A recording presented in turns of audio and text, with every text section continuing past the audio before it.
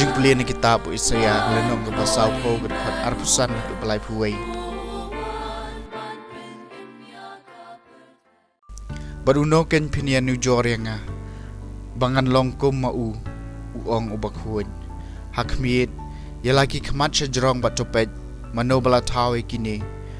utaken ubala penrenti syriak ilaki pat beneng baro bat ubala ai yaki laka kerteng da gajing krau kabor jong u bat namar ba ulong ubaklan ha kabor shem don wei neki ubaja balai pi ong ko Jacob balai pi kren ko Israel ya kalenti jong ala buri na utrai bat ya ka hok jonga shem la nyeu do blai jonga hato phim tem hato phim juyo sngo utrai ulong blai bom jukot ulong nong thau bala bu puat ya ka perthai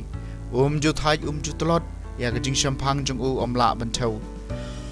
u ai bor ki baswai bat hau tau bom don bor u ai ka jing klan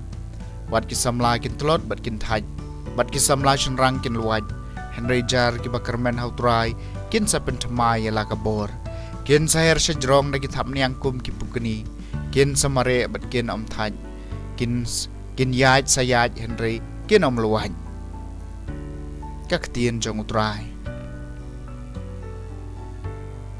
kasama shispa lai tukar khu yo trai ko men sim jonga tukar khu yo trai ko men sim jonga bat baro ka bahpo jonga kar khui kerteng ba khu jong u tukar khu yo trai ko men sim jonga bajuklet ik jingle bha jong u baro tukar khu yo trai ko men sim jonga ude yo trai ba map ye baro ki pop jong phi ba pen koi ki jing pang jong phi baro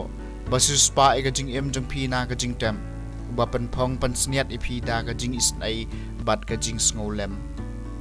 tukar khuyo trai ko men sim jonga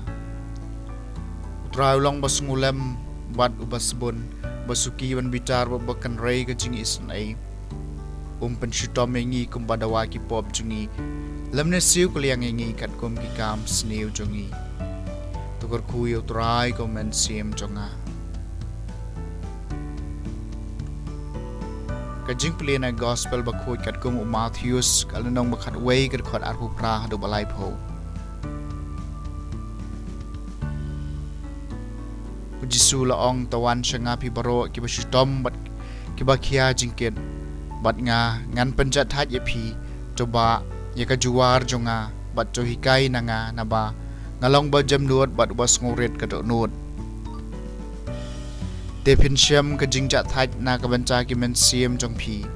na ba ka juwar jonga kalong ka basuk bat ka jingket jonga kalong ka basting The gospel jong utrai